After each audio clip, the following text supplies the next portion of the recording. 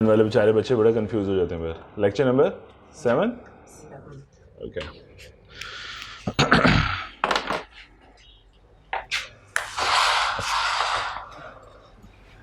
कर लो फिर।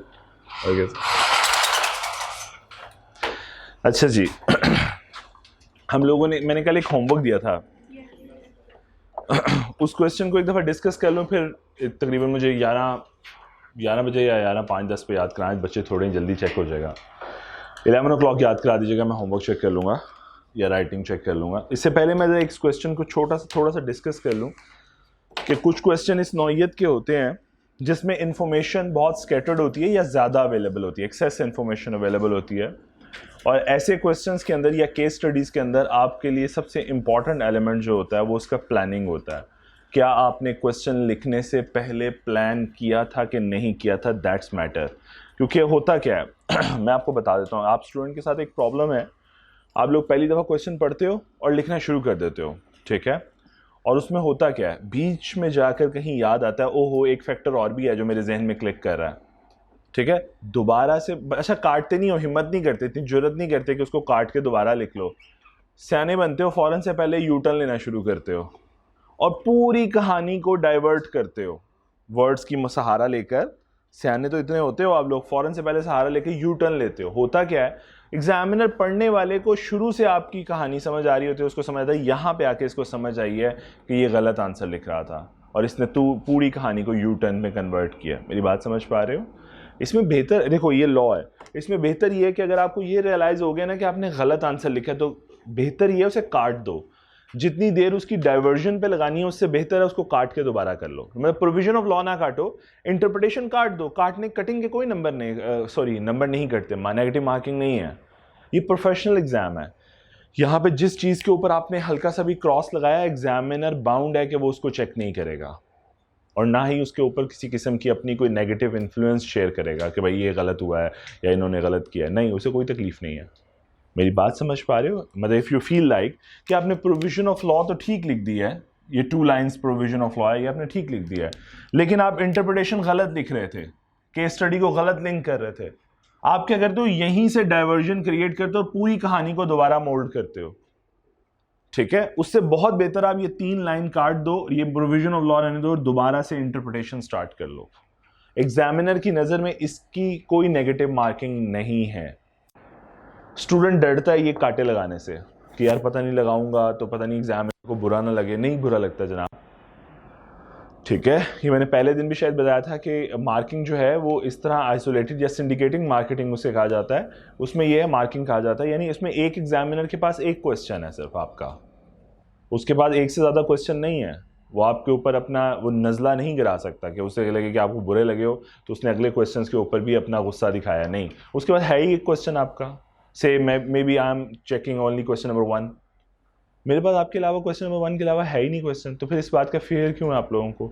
सो professional exam है, कंफर्टेबल रहो। इंटरप्रिटेशन गलत है काट दो, 3 लाइन है, 4 लाइन है, 5 लाइन है, 4 3 4 5 वटएवर, बेहतर ये डाइवर्जन क्रिएट करने से पहले काट दो। ठीक हो गया? क्लियर? फिर मैंने एक टिप ऑलरेडी दे चुका हूं कि क्वेश्चन 2 रीडिंग से पहले स्टार्ट करना गुनाह कबीरा है। अभी से आदत बनाओ, एग्जाम में जाके उस प्रेशर में मैं याद नहीं आने वाला, ठीक है। इतना अच्छा नहीं हो कि उस्ताद याद आए पेपर वाले दिन, ठीक है। ठीक हो गया, फरिश्ते याद आते हैं, मेरे जैसे बंदे का कोई काम नहीं होता वहां पे, ठीक है।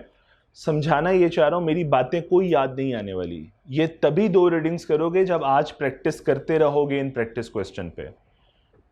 कितने ईमानदारी से जिन लोगों ने 2 दफा इस क्वेश्चन को पढ़ के क्वेश्चन स्टार्ट किया, बाकी 1 दफा, या बाकियों ने किया ही नहीं किया, 1 दफा पढ़ के और सोल्यूशन राइट अप, ऐसा ही हो रहा है ना। इसके मतलब अभी प्रैक्टिस करोगे तो उस दिन भी 2 दफा क्वेश्चन पढ़ के लिखना स्टार्ट करोगे। बहुत से फेलियर्स जो हैं इस सब्जेक्ट के अंदर, इसमें और ऑडिट में, दोनों में सेम फेलियर रीजन है।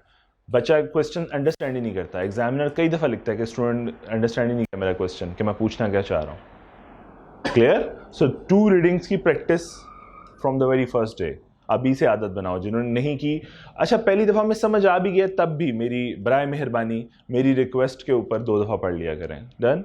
दूसरी चीज़ रीडिंग के बाद इस तरह के क्वेश्चंस कुछ ऐसे होंगे जिनमें आपकी प्लानिंग बहुत मैटर करती है। अदरवाइज आप कुछ ना कुछ ज़रूर मिस कर जाएंगे, ये तो गारंटेड है। बहुत रेयर होगा, एक्सेप्शंस आर देयर जहाँ में कोई एक आधा बच्चा बच जाए, वरना प्लानिंग के अंदर वो यूजुअली अगर प्लानिंग नहीं करेगा और उससे पहले लिखना शुरू कर देगा तो कुछ ना कुछ मिस करेगा। जिस तरह मैं इस क्वेश्चन को पढ़ता हूँ, मैं उम्मीद कर रहा हूँ सब पढ़ के आए हो। शुएब जी एज है उसकी 15 year, is a son of a billionaire businessman Ejaz Munsif. Last month Shoaib drove his father's car 2008 BMW का model to a vintage car exhibition में ले गया, arrange by Volkswagen club of Pakistan. At the exhibition he saw a vintage Mercedes Benz and enter into a contract with the seller for the purchase of the car. Contract में enter हो गया। The seller requested for seller knowing Ijaz Munsif status, मतलब उसके बाप के status को जानते हुए, मतलब ये वही साहब है अगर मियाँ मंशा साहब का बेटा चला जाए, ठीक है। Delivered the car to Shoaib at his house, उन्होंने कार डिलीवर कर दी। The seller requested for the payment, अब उसने अपनी consideration डिमांड किया, but Shoaib refused to pay, Shoaib ने इनकार कर दिया। The seller is now requesting the full payment by Ejaz Munsif. Discuss whether the seller would succeed in recovering the payment from Shoaib और एजाज मुंसिफ। देखो कितना सियाना एग्जामिनर, उसने सारा क्वेश्चन पूरी कहानी सुनाई, लेकिन उसने आपसे पूछा क्या है, बताओ क्या सेलर रिकवरी कर सकता है शुएब से या एजाज मुंसिफ से। अब अगर आप क्वेश्चन प्लान नहीं करते तो मुझे उम्मीद है मैं जब चेक करूंगा तब ज़्यादा बेहतर बता सकूंगा कि आप लोगों ने इन कंक्लूजन्स को मिक्स कैसे किया होगा। अभी नहीं कंक्लूड कर सकता क्योंकि मैं अभी 11 बजे चेक करूंगा तब बताऊंगा कि आप लोगों ने कंक्लूजन मिक्सिंग कैसे की होगी। जल्दी बैठ जाओ बेटा। दो चीज़ें पूछी गई हैं आपसे, बताइए एजाज मुंसिफ से रिकवर कर सकता है या शुएब से रिकवर कर सकता है। इसका मतलब इस क्वेश्चन में आपको प्लानिंग चाहिए थी कि आप प्लान कर लेते कि आप क्या क्या चीज़ों पे बात करोगे। देखो बेटा, आप माइनर की डिसेबिलिटी पे बात करोगे, अ कॉन्ट्रैक्ट या agreement with a minor void ab initio. So उसने ये माइनर के साथ कॉन्ट्रैक्ट किया तो वॉइड, इस पर्टिकुलर डिबेट पे बात करोगे, ऐसा ही है। हाँ, ये ज़रूर है कि कोई थर्ड पार्टी रिकवरी कर सकती थी। कोजाई कॉन्ट्रैक्ट एक पढ़ाई थी कुछ लाइंस कि अगर इसी माइनर को नेसेसिटीज प्रोवाइड करता तो रिकवर कर लेता, अदरवाइज रिकवरी नहीं कर सकता। और कार नेसेसिटी नहीं है। सो कंक्लूड करना आसान था कि शुएब से रिकवरी नहीं हो सकती। ऐसा ही है, समझ पा रहे हो बात। शुएब कौन है जी? माइनर है ना, 15 ईयर्स ऑफ एज। तो शुएब माइनर है, नेसेसिटीज हैं कोई नहीं। इसका मतलब अब इस बारे में कंक्लूजन देना आसान बात है। आपने पहले लिखना चाहिए थी आपको provision of law, can agreement with a minor void ab initio. फिर आपको बताना चाहिए था कि नेसेसिटीज नहीं है और इस केस के अंदर वो कार डिलीवर कर रहा है। So in fact car is not a necessity, तो कार की अमाउंट शुएब से रिकवर तो नहीं की जा सकती। फिर दूसरा पेंडोरा बॉक्स ओपन करते हैं, किसका? एजाज मुंसिफ का। ठीक है, असूलन कंक्लूजन ये जो प्लानिंग है ये आपको सजेस्ट करेगी। इसके बाद मैं एजाज मुंसिफ पे आता, मुंसिफ जो भी नाम है इसका जी, क्या उसका फादर लायबल है? फिर मैं इसके लिए कंक्लूड करता। नो लिख देने का मतलब कि नहीं भाई वो रिकवरी नहीं कर सकता, इसका मतलब ये है कि आपने सिर्फ ये कह दिया, आपने ये सारी डिस्कस कर ली होगी और आखिर में कह दिया होगा एजाज मुंसिफ से रिकवरी नहीं हो सकती। रीजन दी जी, रीजन क्या है? वो ज्वाइंटली कॉन्ट्रैक्ट में एंटर नहीं हुआ। सो ज्वाइंटली कॉन्ट्रैक्ट की बात की जा सकती थी यहाँ पे। ये मेरी प्लानिंग हो रही है, ठीक है। और थर्ड चीज लास्ट क्या हो सकती है? पैसे तो नहीं दे रहे शुएब से, पैसे तो रिकवर नहीं हो सकते, तो क्या करें? कार ही वापस कर दें, रीस्टोर द बेनिफिट। तो रेस्टोरेशन के बारे में बात हो सकती है। तो अगर मैं अपने कंक्लूड कर रहा हूँ एग्जाम हॉल में तो क्या ऐसे बनाऊंगा? नहीं, मैं सिर्फ अपने माइंड में एक छोटा सा स्केच बना लूंगा कि मुझे किन किन पॉइंट्स पे बात करनी है। देन मैं अपना पेन पकड़ूंगा और स्टार्ट हो जाऊंगा। उसके बाद शायद सोचूंगा नहीं, उसके बाद बस लिखूंगा। फिर समझाना ही चाह रहा हूँ, कुछ ऐसे क्वेश्चंस हैं जिनके अंदर प्लानिंग नहीं करोगे तो जितने भी कॉन्सेप्ट हैं उनकी मिक्सिंग करोगे। इंशाल्लाह 11 बजे के करीब मैं आपके जब चेक करूंगा तब मैं आपसे शेयर करूंगा किस तरह स्टूडेंट ने मिक्सिंग किया है। मुझे उम्मीद तो है आप लोगों ने मिक्सिंग की होगी, ठीक है। तो तब सिखाऊंगा, लेकिन ये प्लानिंग रिक्वायर करती थी। Is that clear? सो जहाँ पे अब कंक्लूड कर रहा हूँ, जहाँ पे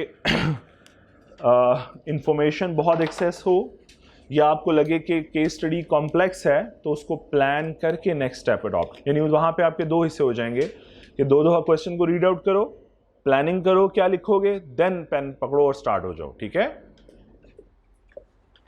ये बात याद रखना, विदाउट प्लानिंग कहीं नहीं पहुंच पाओगे, कभी भी, कभी भी नहीं, ठीक है जी। ये हमारा डिस्कस हो गया, अब हम बस रीड आउट चेक कर लेंगे, ठीक है। एक ही क्वेश्चन दिया था, ओके चलो आ जाओ जी, स्टार्ट करें। अच्छा, हमें थोड़ी शायद ज़्यादा ज़रूरत पड़ती रहेगी प्रैक्टिस क्वेश्चन के लिए। ओके जी, हम लोगों ने कल पढ़ा था एग्रीमेंट, कंसिडरेशन की डेफिनेशंस वगैरह पढ़ी थी, राइट, और हमने ख़त्म कर ली थी कंसिडरेशन, उसके बेसिक एलिमेंट्स को डिस्कस कर लिया था। हमने ये कल पढ़ा था, हमने एलिमेंट्स बल्कि शुरू में पढ़े, हमने कहा कि प्रॉमिस जब बन जाता है, when an offer is accepted by the offeree it becomes a promise. और जी जो एडिशनल पॉइंट का पॉइंट ये है, समझ आ गई थी इसके कॉन्सेप्ट की, लेकिन इसकी ट्रांसलेशन करके बता दें यहाँ पे। ओके, ट्रांसलेशन बेटा ये है कि the consideration must be something, कहता है मेरी नज़र में ये कंसिडरेशन है नहीं, उसकी नज़र में, लॉ की नज़र में कंसिडरेशन क्या है, कहता है मस्ट बी समथिंग, कुछ ऐसी चीज़ which the promisor is not already bound to do, जो प्रोमिसर पहले ही लायबल नहीं है। मतलब फॉर एग्जांपल मैंने अपनी सर्विसेज देनी है, मैं उसके एवज अगर फॉर एग्जांपल आपसे और पैसे ले रहा हूं तो उसमें क्या बेहतरी लाऊंगा, कुछ एडिशनल ला सकता हूं, नहीं। वो कहता है मेरी नज़र में कंसिडरेशन ये है कि जो कि उसकी ऑलरेडी ड्यूटी ना हो, some additional duty, some additional benefit that will flow from my side towards another side। मेरी बात समझ आ रही है? तो वो ये कहना चाह रहा है because a promise to do what a promiser is already bound, यानी वो उसी बात के लिए, उसी सर्विसेज के एवज और पैसे ले लेना, तो कोई एडिशनल बेनिफिट तो नहीं दे रहा ना मैं उसे, तो लॉ की नज़र में वो कंसिडरेशन नहीं है, ठीक है जी। प्लीज अब हम आज बात करते हैं कि अगर फॉर एग्जांपल हमने पढ़ा कि promise when it is backed by consideration it becomes an agreement, ऐसे ही है बाकी एलिमेंट्स को पूरा करते हुए। कंसिडरेशन टू वे होनी चाहिए, दोनों पार्टीज के लिए कंसिडरेशन मौजूद होनी चाहिए, बेनिफिट मौजूद होना चाहिए अंडर दी लॉ, ऐसे पढ़ा था। लेकिन आज हम सारी बातें करेंगे एक्सेप्शंस के ऊपर, एक्सेप्शंस डिस्कस करेंगे। हमने लॉ पढ़ा, प्रोविजन पढ़ी हुई है नो कंसिडरेशन नो कॉन्ट्रैक्ट, हम आज उसकी एक्सेप्शन डिस्कस करेंगे। हमने कहा था कंसिडरेशन ना हो तो कॉन्ट्रैक्ट नहीं होगा, ये प्रोविजन ऑफ लॉ है। आज हम इसकी एक्सेप्शन डिस्कस करेंगे। एक्सेप्शन से मुराद ये है कि भाई अगर फॉर एग्जांपल कंसिडरेशन मिसिंग हो भी तब भी ये एक कॉन्ट्रैक्ट बन सकता है, और ऐसा कॉन्ट्रैक्ट जो कि बाइंडिंग होगा दोनों पार्टीज के ऊपर। मेरी बात समझ आ रही है? जिसका मैं एक आसान एग्जांपल देता हूं, अगर गिफ्ट की बात करूं, अभी हम बाकी पैरामीटर्स नहीं देख रहे, एसेंशियल्स नहीं देख रहे, लेकिन अगर मैं गिफ्ट की बात करूं तो गिफ्ट क्या होता है, वन साइडेड कंसिडरेशन नहीं है। क्या दूसरी साइड से कुछ आ रहा है? नो। लेकिन क्या कौन से ऐसे एसेंशियल एलिमेंट्स हैं जो लॉ की नज़र में पूरे होना ज़रूरी हैं गिफ्ट के केस में? इसी तरह मल्टीपल और केसेस हैं। मेरी बात समझ पा रहे हो?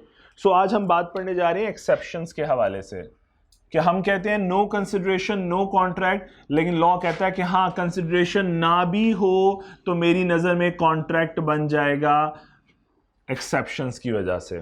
कुछ एक्सेप्शंस हैं, बात समझ आई? तो exception one by one discuss करने लगे हैं। नज़र आएगा कि कंसिडरेशन नहीं है, लेकिन मैं ये कह रहा हूँ कि बेटा ये कॉन्ट्रैक्ट एक वैलिड कॉन्ट्रैक्ट होगा। लो जी आ जाओ, पहली एक्सेप्शन जरा प्लीज ऊपर से पढ़ता हूं बेसिक रूल पहले। Agreement without consideration void, not enforceable by law with certain exception. कुछ रिलैक्सेशंस मौजूद हैं जिसमें कंसिडरेशन ना भी हुई तो कॉन्ट्रैक्ट एक बाइंडिंग कॉन्ट्रैक्ट होगा। Number one, natural love and affection. जी इसके अंदर दो तीन कंडीशन बताता है। वो कहता है जी एक तो हम इस नियर रिलेशनशिप के अंदर हों, और उसमें ऑन अकाउंट ऑफ से, मैं एक एग्जांपल बना लेता हूं। सपोज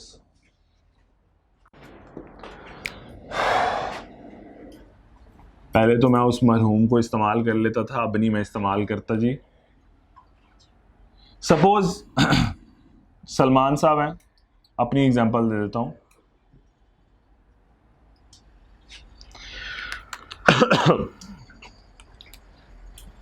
अच्छा जी, कभी कभी आपको बेगम अच्छी लग रही होती है, सो आपने इस लविंग रिलेशनशिप के अंदर, इस नियर रिलेशनशिप के अंदर, अच्छा नियर रिलेशनशिप से मुराद अगर डेफिनेशन देखें तो हस्बैंड वाइफ हो सकते हैं, बहन भाई हो सकते हैं, बाप बेटा हो सकते हैं, ये नियर रिलेशनशिप्स हैं। Is that clear? लॉ कहता है अगर नियर रिलेशनशिप के अंदर, नियर रिलेशनशिप और उसमें लव एंड अफेक्शन, मोहब्बत की बिना पर से सलमान साहब ने अपनी प्रॉपर्टी जो है बीवी के नाम, ऐसा हो सकता है यार कि कोई बात नहीं, क्या हो गया। सो प्रॉपर्टी बेगम के नाम कर दी। अब आप देखो, अगर जरा सिर्फ गौर करो भी, सलमान की साइड से ये प्रॉपर्टी किसको ट्रांसफर हो रही है? लव एंड अफेक्शन की वजह से, इस रिलेशनशिप की वजह से या उसकी खूबसूरती की वजह से, ऐसा ही है। और बदले में क्या कोई कंसिडरेशन मिल रही है सलमान को? Not at all. लेकिन इसके लिए कुछ कंडीशंस पूरी रहना जरूरी है। नेचुरल लव एंड अफेक्शन हो, ये ट्रांसफर डॉक्यूमेंटेड हो और रजिस्टर्ड हो। मैंने 3 वर्ड लिखे। अगर प्रॉपर्टी डीड है तो property under the property act registered हो, डॉक्यूमेंटेशन हुई हो। मेरी बात समझ आ रही है? रेलेवेंट लॉ के अंडर जो भी आप चीज दे रहे हो उसकी रेलेवेंट लॉ के अंदर रजिस्ट्रेशन मुकम्मल हुई हो और ऐसी हरकत आपने डॉक्यूमेंट की हो।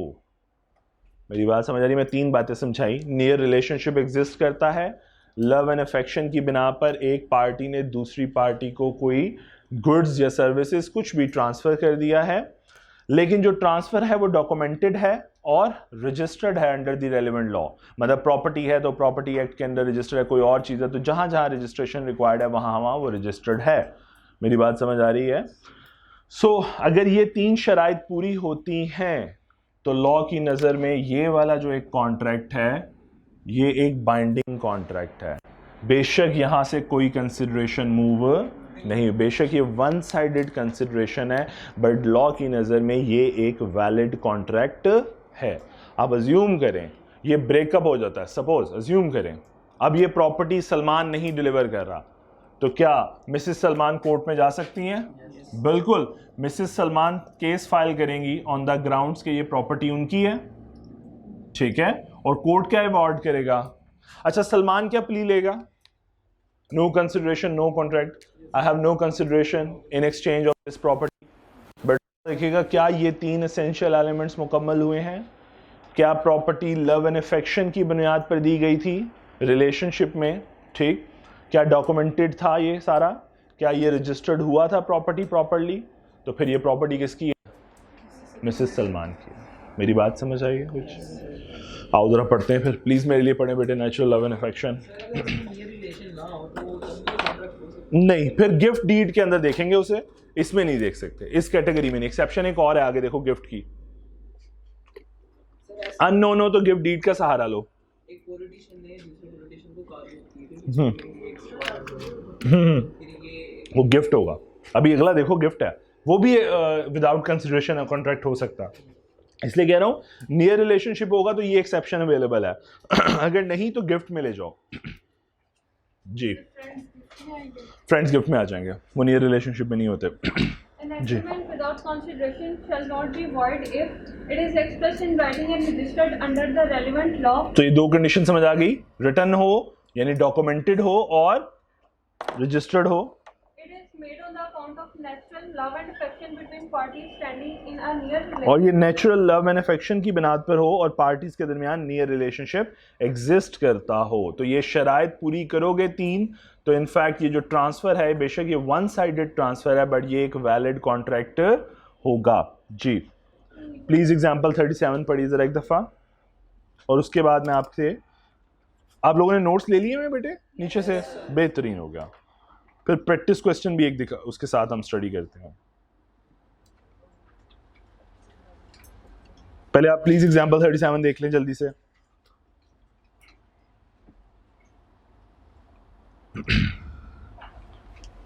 उसके बाद ये प्लीज एग्जांपल प्रैक्टिस क्वेश्चन 4 है आप लोगों के नोट्स में, जिनके पास नोट्स नहीं है प्लीज वो सामने से देख लें, नहीं तो क्वेश्चन नंबर 4 है आप लोगों के पास, प्रैक्टिस क्वेश्चन 4।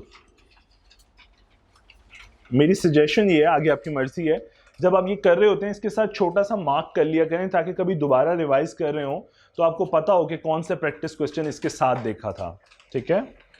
और मैंने फिर बता दूं, ये जब एक दफ़ा कंक्लूड कर लोगे, तैयारी मुकम्मल होगी, दोबारा इन प्रैक्टिस क्वेश्चंस को देखने की ज़रूरत नहीं है, अपने सिलेबस को एक्सटेंड नहीं करना, याद रखना है जी। प्लीज़ प्रैक्टिस क्वेश्चन 4 पढ़िए ज़रा, देखिए समझ आता है।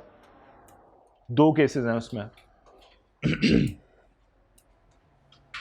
सर इस कॉन्ट्रैक्ट में ये जब डॉक्यूमेंटेशन हो जाती है तभी वैलिड होता है कि हाँ ये इम्प्लाइड भी नहीं, डॉक्यूमेंटेशन ज़रूरी है, वरना कोई वैल्यू नहीं है। एक भी एलिमेंट मिसिंग हुआ मतलब नो कंसिडरेशन, नो कॉन्ट्रैक्ट। एक भी एलिमेंट मिसिंग हुआ। और मैं एक और चीज़ यहाँ पे सिखा दूँ आप लोगों को अगर आप प्लीज़, अभी आपने मेरे साथ प्रोविजन ऑफ लॉ पढ़ी है, दो लफ्ज़ों की बहुत हैसियत है इस कानून के अंदर और वो दो मुश्किल वर्ड्स हैं, एंड और। अगर आप अपनी प्रोविजन ऑफ लॉ भी देखो तो एक क्लॉज के बाद आखिर में एक वर्ड लिखा हुआ है,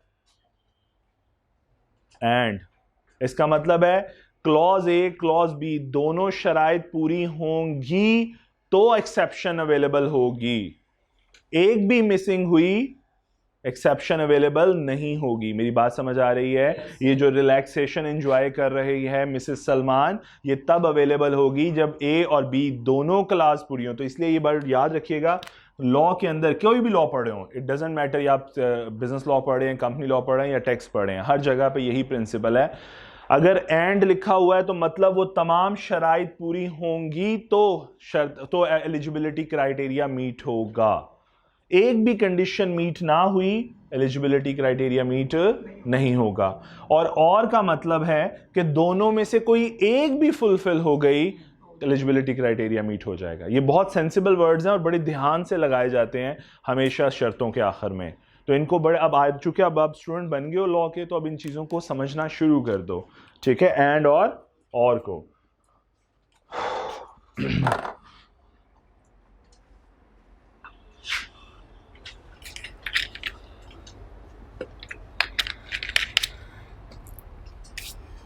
जी, प्रैक्टिस क्वेश्चन 4 पढ़िए जरा। इसकी ये भी कंडीशन है। उसने कहा if the promise was made without any disagreement and quarrels between them, कोई लड़ाई नहीं हुई हुई, सुलह सफाई है, बहुत अच्छी है। यानी क्या कहना चाह रहा है? लव एंड अफेक्शन है, लेकिन यहाँ पे सुलह सफाई नहीं है, लड़ाई हुई हुई है और गुस्से में ये काम सर अंजाम दिया जा रहा है।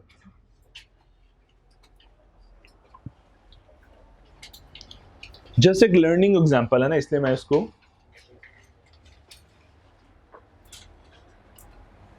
जी 4 डन। पढ़ ली सबने? कंक्लूजन भी पढ़ लिए? समझ आ गई किसी को ट्रांसलेशन इशू? नो। चलो आ जाओ वापस। अगली एक्सेप्शन चले पहले आसान वाली पढ़ लेते हैं, कंप्लीटेड गिफ्ट वाली।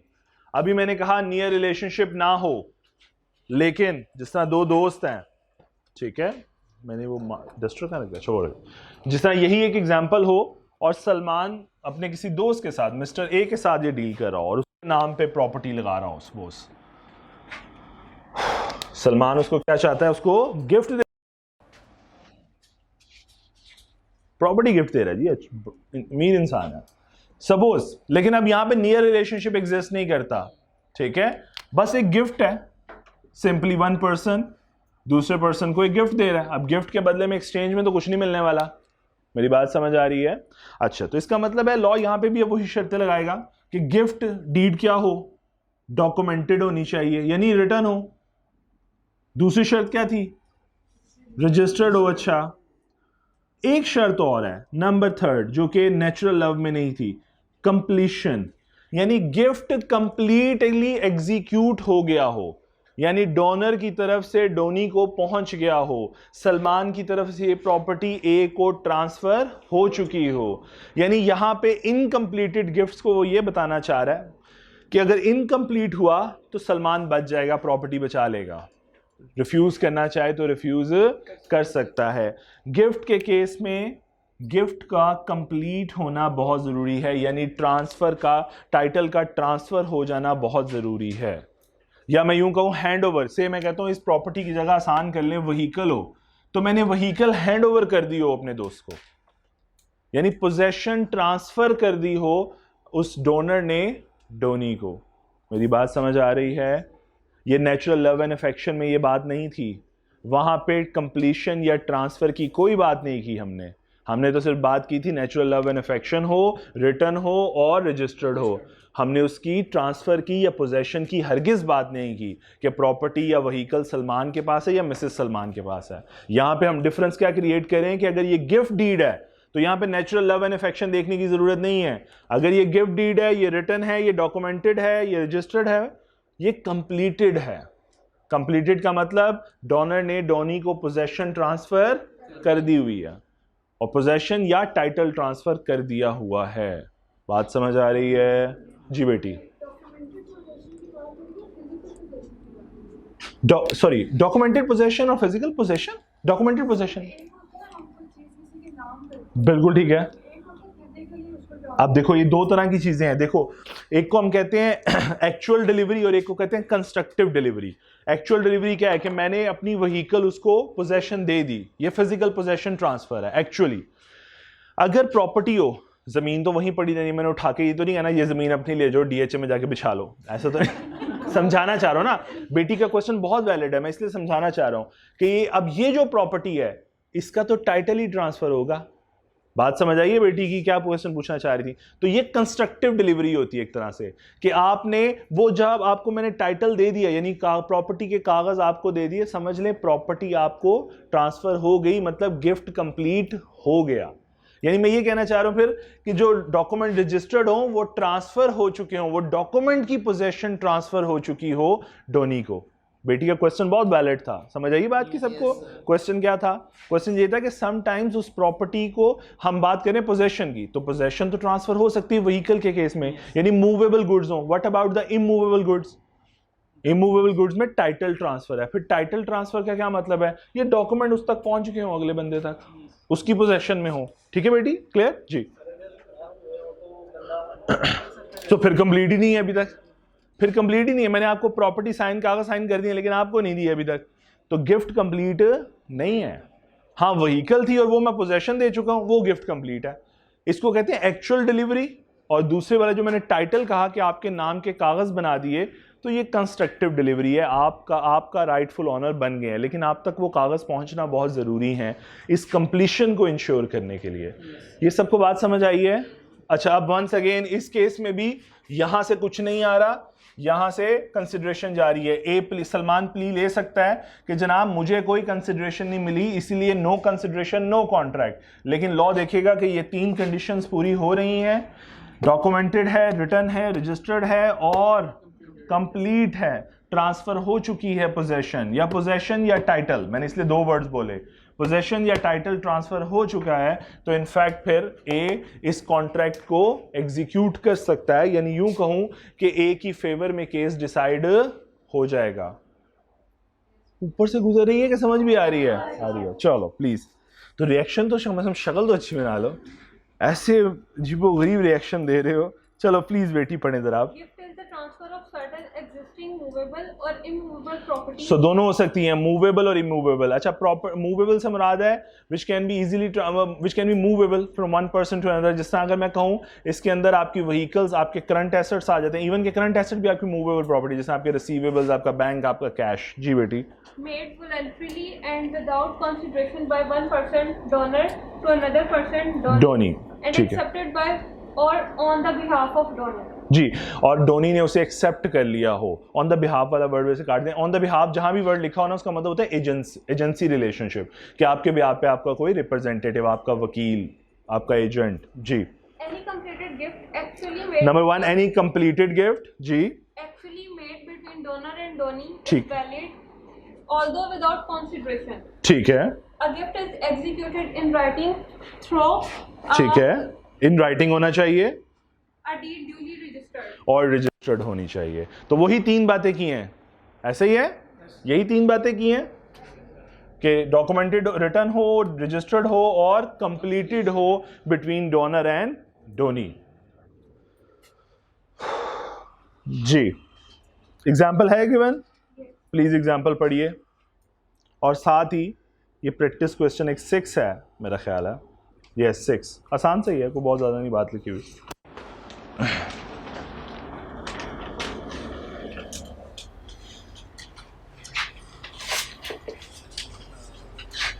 अभी तक हम दो बातें पढ़ चुके हैं। मैं यहाँ पे ना अभी तक हमने पढ़ा है नो कंसिडरेशन। आप प्लीज उतनी देर एग्जाम्पल पढ़ें और प्रैक्टिस क्वेश्चन पढ़ें।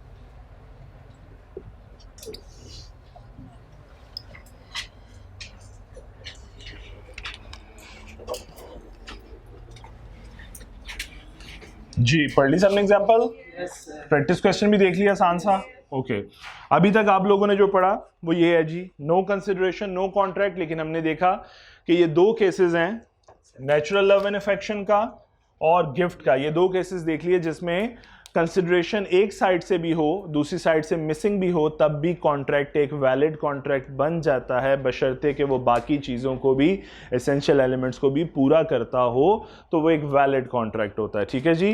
अब थर्ड बात पे जा रहे हैं, टाइम बार डेट। अब टाइम बार डेट क्या होता है उसको ज़रा समझते हैं थोड़ा सा। फॉर एग्जाम्पल मिस्टर ए ने गुड्स डिलीवर की हुई हैं मिस्टर बी को 2019 में 2021 ओके, और आज डेट आ गई है, सपोज आज डेट क्या है जी, जुलाई 6 जुलाई है जी 2022। इन्होंने पैसे देने थे 5 मिलियन से। टाइम बार डेट क्या होता है? अच्छा आपने अगर कभी चेक के हवाले से सुना हो कि एक चेक जो आपको दिया जाता है वो कितनी देर के लिए, कितनी देर तक प्रेजेंट हो सकता है, 6 मंथ्स तक। उसके बाद हमने पढ़ा हुआ है कि वो टाइम बार्ड हो जाता है, उसकी पेमेंट नहीं की जाती। ऐसा ही है, बैंक रिफ्यूज कर देता है पेमेंट करने से। टाइम बार्ड डेट क्या डेट है? फॉर एग्जांपल में देखो, ए ने गुड्स डिलीवर की, बी ने पैसे देने थे 5 मिलियन। बी क्या हुआ? उधारिया, डेटर। अब यहां पे अगर देखा जाए तो ए का राइट है टू रिसीव 5 मिलियन और बी की ऑब्लिगेशन है टू पे 5 मिलियन। बट टाइम बार्ड का कॉन्सेप्ट क्या सिखाता है? टाइम बार्ड का कॉन्सेप्ट इस हवाले से लिखा जाता है। टाइम बार्ड का कॉन्सेप्ट ये सिखाता है कि एक पर्सन, जो हम ए का क्या है, right to receive. Time barred का कॉन्सेप्ट ये कहता है कि अगर फॉर एग्जांपल एक डेट इतना ओवरड्यू हो जाए या इतना उसका टाइम पीरियड गुजर जाए कि एक पर्टिकुलर टाइम पीरियड के बाद जो पर्सन राइटफुल ऑनर है वो अपना राइट खो देगा, यानी लॉ की नजर में अब उसका राइट एग्जिस्ट नहीं करता, राइट खत्म। ये नहीं कह रहे ऑब्लिगेशन खत्म, हमने ये नहीं कहा ऑब्लिगेशन खत्म, हम कह रहे हैं उसका राइट टू रिसीव खत्म। अब तुम अपने जरा चेक वाले एग्जांपल को जहन में लेकर आओ। तुम्हारा राइट होता है to receive payment on that particular cheque. Suppose मैंने तुम्हें चेक इशू किया, तुम बैंक के पास जा रहे हो, वो चेक में तुम्हारे लिए तुम्हारा राइट है, से वो 20,000 का चेक है, सपोज वो 20,000 तुम्हारा राइट है। लेकिन अगर तुम 6 महीने लेट हो जाओ तो बैंक तुम्हें पेमेंट नहीं करता, इसलिए नहीं कि मेरी ऑब्लिगेशन खत्म हो गई, बल्कि इसलिए कि तुम्हारा राइट टू रिसीव खत्म हो गया आफ्टर 6 मंथ्स। मेरी बात समझ पाए हो? मैं बैंकिंग सेक्टर के हवाले से सिखा रहा हूँ। बैंकिंग सेक्टर ने टाइम को ना रिड्यूस रखा हुआ है क्योंकि उनके अपने बैंकिंग कंपनी ऑर्डिनेंस है 1962, तो उन्होंने उसमें रिस्ट्रिक्शन लगाई हुई है 6 मंथ्स की। सो समझाना ये चाह रहा हूँ कि ऑब्लिगेशन खत्म नहीं हुई बल्कि राइट टू रिसीव खत्म हो गया। सो ये तो होगी banking sector. Other than banking sector क्या है? 3 साल का टाइम पीरियड है। लिमिटेशन एक्ट के अंदर 3 साल का टाइम पीरियड है। 3 साल का टाइम पीरियड का मतलब यह है कि अगर 3 साल आप अपना राइट रिसीव ना कर सको, ए ने अगर 3 साल में पैसे रिकवर ना किए तो ए का राइट खत्म हो जाएगा टू रिसीव दैट पेमेंट। मेरी बात समझ आई है? एक जनरल डेट की बात कर रहा हूं, मैं बैंकिंग सेक्टर की बात नहीं कह रहा। मैं कह रहा हूं एक उधार दिया हुआ है, अगर वो उधार 3 सालों में रिकवर ना किया तो लॉ की नजर में अब वो राइट खत्म हो जाएगा। ऑब्लिगेशन खत्म नहीं हो रही, राइट खत्म हो रहा है। तो राइट खत्म हुआ तो ऑटोमेटिकली अगले बंदे की ऑब्लिगेशन खत्म। नहीं समझ आई बात? इसका राइट खत्म तो ऑब्वियसली ये भी रिलीज हो जाएगा फ्रॉम हिज लायबिलिटी, लेकिन लॉ इस पे बात नहीं करता। लॉ कहता है इसका राइट खत्म, 3 साल बाद इसका राइट खत्म। सपोज अज्यूम करें ये उसने 1 जनवरी 2019 को गुड्स डिलीवर की थी और इसने पेमेंट करनी थी से विद इन 7 डेज। आज तक वो 7 दिन नहीं आए और आज की तारीख है जुलाई 6 2022। 3 साल गुजर गए। तो बेशक उसने जो जितनी मर्जी दफा मांगा होगा, उस बेचारे के तरले मिनते किए होंगे, ब्ला ब्ला ब्ला ब्ला, लेकिन आज जब 3 साल क्रॉस कर गए तो लिमिटेशन एक्ट की वजह से ए का राइट टू रिसीव खत्म। लो जी, राइट खत्म, फिनिश। तो राइट खत्म तो इसकी लायबिलिटी ऑटोमेटिकली रिलीज्ड। ये अपने राइट से रिलीज, ये लायबिलिटी से रिलीज, और ये कॉन्ट्रैक्ट खत्म। लेकिन लॉ ये कहता है कि व्हाट इफ बी बड़ा ईमानदार इंसान हो, बी के ना आप परेशान क्यों होते हैं, मैं आपका डेट देने का वादा करता हूं, वो पहले मेरे हालात ठीक नहीं थे, अब मैं आपको 5 मिलियन देने का वादा करता हूं। आज जुलाई है, यकीन मानिए 30 सितंबर को मैं आपकी पेमेंट कर दूंगा 5 मिलियन, मैं आपसे वादा करता हूं। अब 30 सितंबर आ गई, अब ये वादा हो गया, ठीक है, ये वादा हो गया। 30 सितंबर आ गई, हालात फिर खराब हो गए, बी फिर देने से इनकारी। अब देखना यह है कि क्या अब ए अपना राइट एक्सरसाइज कर सकता है। सपोज ए एक्सरसाइज करने चला गया, इस वक्त उसने सितंबर 1 अक्टूबर को केस फाइल कर दिया ए वर्सेस बी, तो बी सबसे पहली प्ली क्या लेगा, किस चीज से बहाना बनाएगा? नहीं, लिमिटेशन वाली बात तो खत्म होगी, वो तो कॉन्ट्रैक्ट खत्म, ये दोबारा हुआ है वन साइडेड कंसिडरेशन। वो कहेगा जनाब ये देखिए मेरी साइड से तो कंसिडरेशन है, व्हाट अ फॉर मी, मेरे लिए कोई कंसिडरेशन नहीं, और नो कंसिडरेशन नो कॉन्ट्रैक्ट। बात समझ आ रही है? No consideration no contract. So B का प्ली ये होगी कि जनाब ये कॉन्ट्रैक्ट ही नहीं है, सो अगर ये कॉन्ट्रैक्ट नहीं है तो मैं लायबल भी नहीं हूं। जबकि ए की प्ली ये होगी कि ये टाइम बार डेट था, इसने दोबारा मुझसे प्रॉमिस किया है टू पे दिस टाइम बार डेट, जो कि टाइम बार्ड हो चुका था, मैं अपना राइट खो चुका था, बट इसने दोबारा से एग्री किया कि ये पे करेगा। और अगर ये प्रॉमिस इसने रिटर्न किया हो तो जी तो फंस गया। रिटर्न फॉर्म में हो, किसी पुराने डेट देने का वादा हो, मैंने क्या कहा, दूसरी कंडीशन टाइम बार डेट, पुराना डेट हो, टाइम बार हो चुका हो, रिटर्न फॉर्म में दोबारा वादा कर रहा है कौन, मिस्टर बी, के वो पे कर देगा, तो जनाब ये बाउंड हो जाएगा लॉ की नजर में। ये कॉन्ट्रैक्ट खत्म हो चुका है, प्लीज ये समझें, ये जो ही ये राइट खत्म हुआ था, लायबिलिटी भी खत्म हो गई थी, और ये कॉन्ट्रैक्ट खत्म हो चुका है। अब तो ये वाला कॉन्ट्रैक्ट है जिसके बारे में बात हो रही है। तो लॉ क्या कहेगा, बी की प्ली होगी कि जनाब नो कंसिडरेशन नो कॉन्ट्रैक्ट, और ए की प्ली होगी जनाब ये वाले एलिमेंट्स को इवैल्यूएट कर लें, because there are certain exception to this provision of law. मेरी बात समझ आई? जी बेटी अब पढ़िए टाइम बार डेट को। An agreement without consideration shall not be void if it जी। is promised. अच्छा अब देखो उसने लाइन जरा डिफरेंट लिखी है, N agreement without consideration shall not be void, नहीं वॉइड होगा इफ ये फॉलोइंग कंडीशन मीट हो जाएं। It is a promise made in writing and signed by the debtor or ये रिटर्न प्रॉमिस हो और उधारिये ने दोबारा सिग्नेचर करके दिए हों कि जनाब मैं वादा करता हूं कि मैं आपका पेमेंट वापस, टाइम बार्ड पेमेंट वापस कर दूंगा, या उसके एजेंट ने और हिज एजेंट, ठीक है। अच्छा एजेंसी का रिलेशनशिप कैसा हो सकता है? फॉर एग्जांपल बेटा देखो, एक कंपनी ने तुम्हारा उधार देना हो, नेस्ले ने, तो क्या मियां मंशा आके उधार देता है?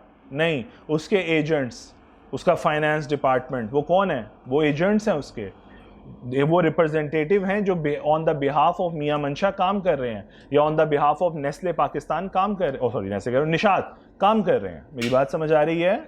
चले प्लीज। अच्छा एक आगे एक लफ्ज लास्ट में फिर लिखा हुआ देखो, एंड, ठीक है, यानी कंडीशंस का मीट होना, दोनों कंडीशंस का, क्लॉजेस का मीट होना जरूरी है। जी बेटी। it relates to a payment wholly or in part of time barred debt. Of time barred, और टाइम बार्ड डेट क्या होता है मैंने समझा दिया। टाइम बार्ड डेट पढ़िए बेटे, नीचे लाइन एक। A time barred debt is debt which a creditor cannot enforce payment of due to law of limitation. जी, जिसकी वजह से उसने कहा ये जो मिस्टर ए हैं ये कौन है? क्रेडिटर, ऐसा ही है ना? तो अब पढ़िए बेटी लाइन जरा, creditor Cannot enforce payment. Can not enforce payment, क्यों? क्योंकि उसका राइट खत्म हो जाता है लिमिटेशन एक्ट के अंडर। यहाँ पे तो टाइमिंग पर मेंशन नहीं 3 साल है, जर्नली 3 साल। इस तरह वो IMF का कर्जा खत्म हो जाएगा। आप हर साल रिन्यू कर लेते हो उसको, रिन्यूअल, बल्कि एक 5 सालों में कई दफ़ा रिन्यू कर लेते हो आप लोग तो। जी जो देखो, अच्छा एक बात ज़हन में रखो, अनलेस कंट्रेरी इंटेंशन अपीयर, जब इंस्ट्रूमेंट की लाइफ ही 5 से 7 साल है तो फिर डेट वहाँ से कैलकुलेट नहीं होता, ओवर ड्यू टाइम पीरियड का है मैंने। जैसा फॉर एग्जांपल एक लीज आज मार्केट में आप लेने जाते हो, व्हीकल लीज कराने, कितने सालों पे मिल जाती है मैक्सिमम? 3 years, 5 years, 7 years, तो उसका तो कॉन्ट्रैक्ट ही 7 सालों का होता है। पॉइंट मैंने एक वर्ड बोला था ओवर ड्यू टाइम, यानी जब पेमेंट ड्यू हो गई है उसके अगले 3 सालों में रिसीव नहीं हुई, उस तरह मैं जिस मर्जी को जितना मर्जी क्रेडिट पीरियड दूं। जिस तरह फॉर एग्जांपल मैं रेडोल्फ की बात करूं, जिस लास्ट कंपनी में मैं काम कर रहा था, वो किसी क्लाइंट को 30 डेज का टाइम पीरियड देते थे उधार का, किसी को 45 डेज का, किसी को 90 डेज का और किसी को 120 डेज का। वो 4 महीने का तो हम उधार दे रहे हैं उसको, तो डिपेंड करता है क्रेडिट पीरियड जितना मर्जी है बनवाओ। हम ओवर ड्यू टाइम की बात करें, जब वो डेट ड्यू हो गया और उसके अगले 3 साल पे ना हुआ। बात समझ आई है? चलो अब पढ़े जी बेटे। एग्जाम्पल गिवन है इसकी, प्लीज पढ़िए। और साथ ही प्रैक्टिस क्वेश्चन ये 5 भी है, आसान से ही है दोनों, ये इतनी कोई टेक्निकल बातें नहीं है, आसान सी बातें लिखी हुई हैं, ज़रा वो भी पढ़ लें जल्दी से। प्रैक्टिस क्वेश्चन 5 भी ज़रा एक नज़र मार लीजिएगा साथ ही।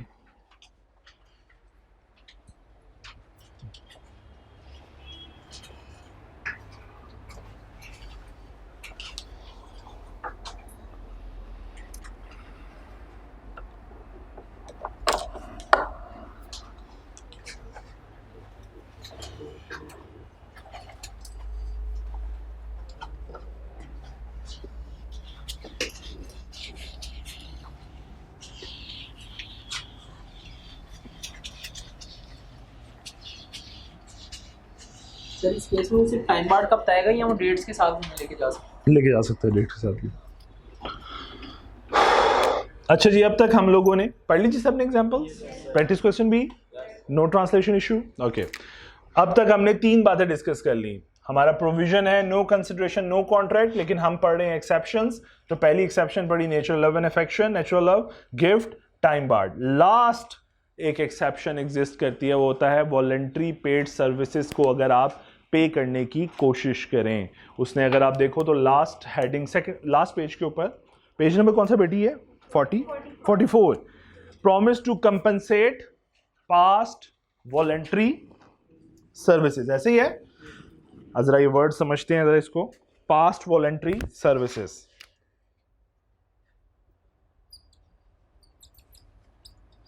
इस वर्ड्स में ही बस छुपा हुआ है राज, बस ये समझ लो वर्ड्स को। वॉलंटरी सर्विसेज दी हैं किसी ने, gracious services, without any expectation of reward. For example, आपका गोडाउन मेरे बिजनेस के करीब पड़ता है, आप अवेलेबल नहीं हो, लेकिन आपके गोडाउन में आग लग गई है, तो मैंने वॉलंटरीली फॉरन से पहले फायर ब्रिगेड्स को बुला लिया या लेबर को बुला लिया और आपके स्टॉक को सिक्योर किया। तो क्या ये सर्विसेज मैंने जो आपको दी हैं, ये क्या किसी रिवॉर्ड के एवज दी हैं? Not at all. ऐसा ही है, ग्रेशियस सर्विस है, without expectation of any reward. ऐसे ही है, इसे कहते हैं voluntary service, without any expectation आप जो सर्विसेज देते हो। Is that clear? और आखिर में एक वर्ड लिखा हुआ शुरू में, पास्ट, यानी आप दे चुके हो, यानी मैं ये सर्विसेज दे चुका हूं, मैं इसके स्टॉक को सिक्योर कर चुका हूं, मैंने फायर ब्रिगेड का खर्चा किया, ब्ला ब्ला जो भी किया, मैंने वो वॉलंटरी सर्विस दे दी है, पास्ट हो चुकी है, गुजर चुकी। लेकिन ये बड़ा खुश हुआ, ठीक है, और खुश होकर इसने कहा अच्छा आपने हमारे लिए इतना कुछ किया तो मैं भी आपके लिए कुछ करना चाहता हूं, तो मैं भी आपके लिए रिवॉर्ड, आपसे प्रॉमिस करता हूं, आपको रिवॉर्ड देना चाहता हूं इस सर्विसेज के एवज। आप देखो जब ये कॉन्ट्रैक्ट बनेगा, बेटा गुड नेम, सॉरी फाखिर, लो जी मिस्टर एफ कर लेते हैं, जरा समझना आसान हो जाएगा। मिस्टर एफ साहब ने आज खुश होकर सलमान साहब की सर्विसेज से खुश होकर मुझे इनाम के तौर पे 5,000 रुपया, ओहो इतनी बड़ी रकम ऑफर कर दी जी, प्रॉमिस कर लिया कि वो मेरी इन सर्विसेज के अगेंस्ट मुझे रिवॉर्ड करना चाहते हैं। मैंने उनका इतना सिक्योर किया लॉस, तो वो चाहते हैं कि हाँ मैं तुझे रिवॉर्ड करना चाहता हूँ, तो उन्होंने प्रॉमिस कर लिया मेरे साथ ये वाला। क्या बदले में मैं इस पैसों के एवज कुछ दे रहा हूं उनको? नो, ये जो कंसिडरेशन है ये तो गुजर चुकी है, तो विदाउट एनी एक्सपेक्टेशन थी, ये इस 5,000 के एवज नहीं दे रहा मैं। और क्या मैं अभी एडिशनल कुछ दूंगा? नथिंग। अभी हमने पीछे अभी शुरू में जहां से स्टार्ट किया कि consideration is something which add some value, ठीक है, तो अब हमें तो कोई वैल्यू ऐड नहीं कर रहे यहाँ पे। सो अब यहां पे भी वंस अगेन ये क्या है फिर? एक्सेप्शन, कि अगर एक पार्टी प्रॉमिस कर लेती है रिवॉर्ड करने को, किसको रिवॉर्ड कर रही है? पास्ट वॉलंटरी सर्विसेज को, तो लॉ की नज़र में ये कॉन्ट्रैक्ट भी क्या हो जाएगा, एक वैलिड कॉन्ट्रैक्ट बन जाएगा।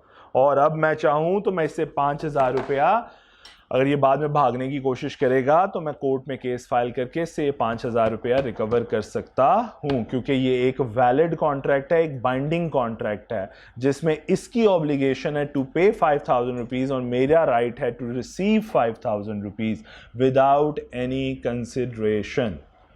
Is that clear? चलें जरा पढ़ें फिर बेटी ये वाली बात। क्या किसके पास नहीं गए? सॉरी, एफ के पास यहाँ पे दोबारा वो कहता है कि वन साइडेड कंसिडरेशन है, मैं नहीं पे करता। हाँ, और जो बात हुई है वो सिर्फ एक ओरल बात हुई है, डॉक्यूमेंटेशन भी नहीं है। ठीक है, अभी देखते हैं रिटर्न होनी चाहिए कि नहीं होनी चाहिए, जरा पढ़ो फिर आपको क्लियर हो जाएगा। जी प्लीज बेटी। An agreement without consideration shall not be void if it is a promise to compensate wholly or in part a person who has already voluntarily done something for the बस please यहाँ पे रुकिएगा। Who has voluntarily done something, उसने कहीं बात की, return की, document की, so no written requirement, no documentation required for this kind of exception। मुझे इसके लिए F जो है लिख के दे दे, इसकी ज़रूरत नहीं है। यानी इसका वर्बल एग्रीमेंट भी, वर्बल प्रॉमिस भी उतना ही बाइंडिंग होगा जितना एक रिटर्न है। क्लियर होगी बात? ये क्वेश्चन बर्डन ऑफ प्रूफ एक अलग चीज़ है, वहाँ पे प्रूफ कौन करेगा, ठीक है, वो बर्डन ऑफ प्रूफ की अलग चीज़ है कि वो बर्डन ऑफ प्रूफ किसके ऊपर होगा, वो लॉ स्पेसिफाई करेगा केस टू केस। अच्छा, लॉ ने स्पेसिफाई कोई नहीं किया हुआ कहीं भी नहीं, ये फिर वहां जाके जरिस्डिक्शन, वो केस स्टडी की बेस के ऊपर वो डिसाइड करेगा कि हु विल प्रूफ। जो इनिशियल हियरिंग करेगा जब वो केस को सुनेगा कि either is going to accept that case और नॉट, तो वो उस टाइम के ऊपर डिसाइड करेगा कि हम दोनों में से प्रूफ कौन करेगा इस बात को। जी प्लीज, अब यहां तक जरा समझिएगा। उसने कहा an agreement without consideration shall not be void, void नहीं होगा if it is a promise to compensate, अगर ये प्रॉमिस किया जा रहा है फ्रॉम से एफ की साइड से कि वो कंपनसेट करना चाहता है होली और इन पार्ट, यानी फुल अमाउंट या पार्शियल अमाउंट, अ पर्सन, एक पर्सन को, लाइक मी, मेरे जैसे गरीब इंसान को, who have already voluntary done something, जिसने ऑलरेडी यानी पास्ट सर्विसेज दे चुका है voluntarily, voluntarily means without any expectation of reward for the promisor, उस प्रोमिसर के लिए। देखो ना यहाँ पे एफ क्या बन रहा है, प्रोमिसर। तो मैंने पहले भी कहा था लॉ अब आपको एक साइड से समझाया करेगा केस स्टडी को, तो केस स्टडी इस साइड से समझाई जा रही है। ठीक है जी, क्लियर? आगे एक और बात लिखी हुई है बड़ी प्यारी, ये अलग लाइन है इसके साथ, और something which the promisor was legally compellable to do, यानी क्या वो ये कहना चाह रहा है कि हो सकता है, ये एक तो मैंने पास वॉलंटरी सर्विस ये वाली दी, जिसका घर, ये मैंने एग्जांपल दी, जैसा मैंने फायर से बचा लिया या इसका स्टॉक लॉस होने से बचा लिया। एक ये भी हो सकता है कि हो सकता है इसका बिल आया हो और ये शहर में मौजूद ना हो, और मैं इसका इलेक्ट्रिसिटी का बिल पे कर दूं इस नीयत के साथ कि अगर मैंने पे ना किया तो इसका मीटर काटा जाना है सपोज, या इसको लॉस होगा। वो बिल में पेमेंट किसकी ड्यूटी है, किसकी ऑब्लिगेशन है? इसकी, मिस्टर एफ की, मेरी तो नहीं है, इसके गोडाउन का बिल है। लेकिन अगर मैं पे कर देता हूं तो इसका मतलब मैं एक ऐसी पेमेंट कर रहा हूं जिसके अंदर इसकी ऑब्लिगेशन है, मेरी नहीं। तो अगर मैं पेमेंट कर देता हूं तो कल को मैं इससे बिजली का बिल रिकवर कर सकता हूं कि भाई तेरे बिहाफ पे तेरे गोडाउन का 50,000 बिल दिया, दे दे। अब ये क्वेश्चन मैं एड्रेस करूंगा कंटिजेंसी में जाके, वहां पे जाके एक एक्सेप्शन है इसके साथ, वो डिस्कस करूंगा वहां जाके इंशाल्लाह। ठीक है, अभी इतना हजम कर लें। इसी के साथ आगे एक और एक्सेप्शन आती है, एक इसमें एडिशनल फैक्टर आता है कि भाई मेरा कितना इंटरेस्ट है, वो वाली बात आगे जाके डिस्कस करूंगा। यहाँ समझाई तो बहुत कंफ्यूज हो जाएगा, तो अभी सिर्फ इतना समझ लें कि मैंने इसका बिल पे किया ना, तो मैंने इससे रिकवर कर लेना है। बात समझ आ गई जी? आगे जाके समझाऊंगा कि कौन से वाला बिल दिया तो पेमेंट मिलेगी, वरना पेमेंट नहीं मिलेगी। तो ये बात बिल्कुल बेटी की वैलिड है, लेकिन आगे जाके समझाऊंगा 10th वो ही कंटीजेंट कॉन्ट्रैक्ट के अंदर। ठीक है, नहीं बल्कि कंटीजेंट नहीं, कॉज़ाई में समझाऊंगा शायद। अच्छा जी, चलें जी प्लीज, अब जरा बेटी लास्ट बस लाइन पढ़ दें, और something compellable to do, is that clear? चलो प्लीज एज एग्जाम्पल 38 पढ़ो और 39।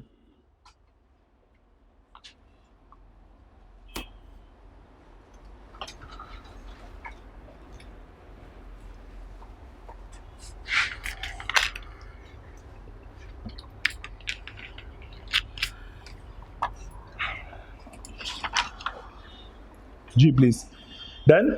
यस। अच्छा जी, इसमें एक छोटी सी बात लाइन लिख लीजिए प्लीज, कहीं पे जगह बना के एक एक्सेप्शन और लिख लीजिए। मैंने 4 ये सामने लिखी हुई है आपके, 4 के अलावा एक छोटी सी एक्सेप्शन और लिख लें जो किसी टाइम पे आपकी बुक का हिस्सा थी बट उन्होंने खुद ही निकाल दी। आप प्रॉमिस कहीं पे जगह बना लीजिए, एक प्रोविजन है पूरी जी, यहाँ पे नहीं आनी, पूरी नहीं होनी, कहीं पे जगह बना लें। ये 5th एक्सेप्शन है। किसकी exception? No consideration no contract. एक एक्सेप्शन लिख लीजिए प्लीज। आप प्रॉमिस टू कंट्रीब्यूट, आप promise to contribute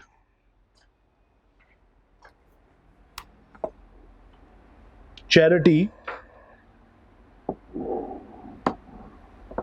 a promise to contribute charity would be enforceable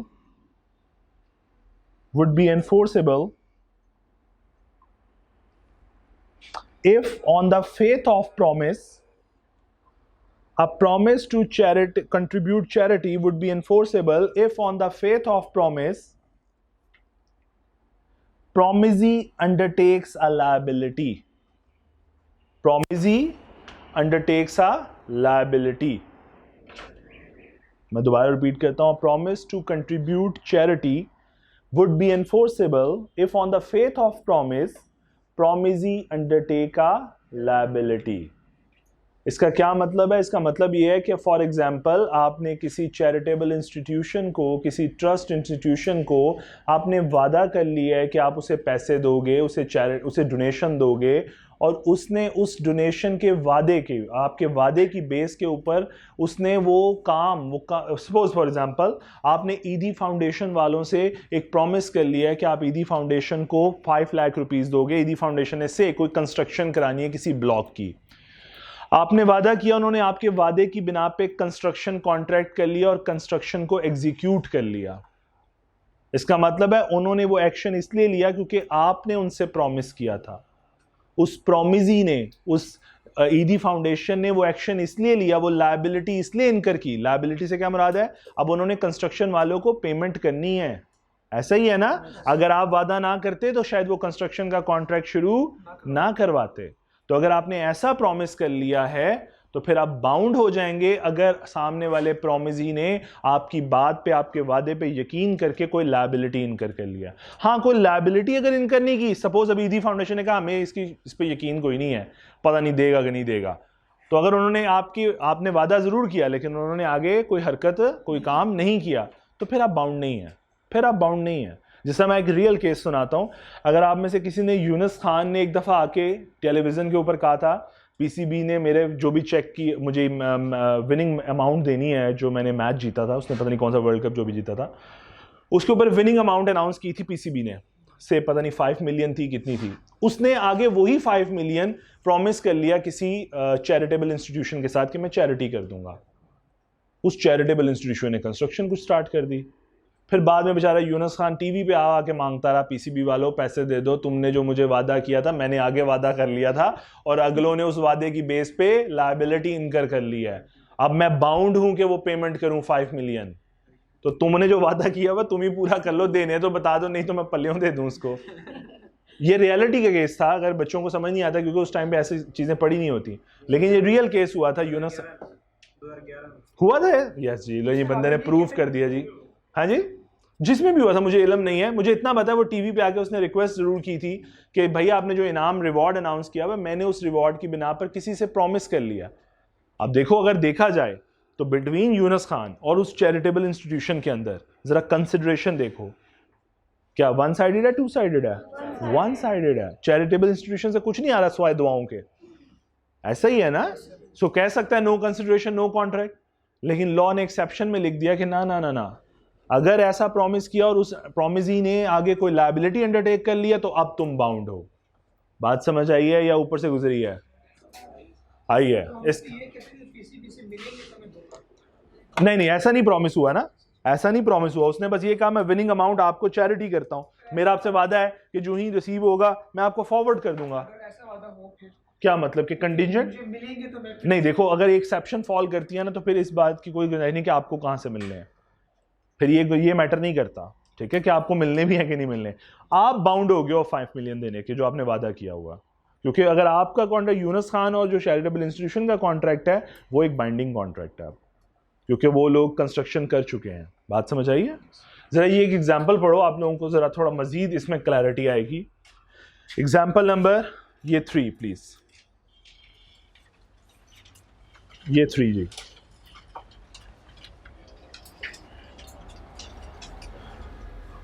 ये उनका प्रैक्टिकल केस है जो डिसाइड हुआ था।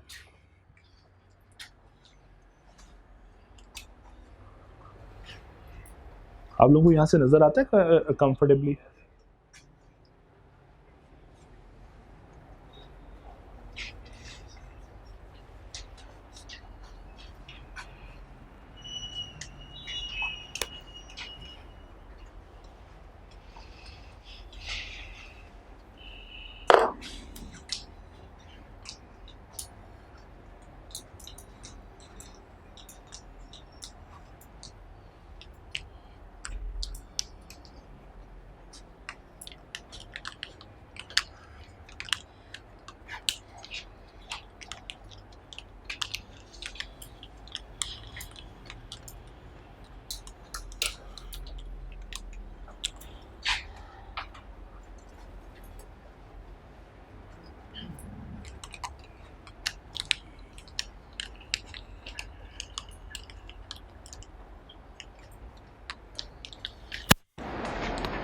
जी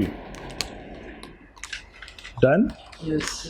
समझ आइए, केस ए केस बी।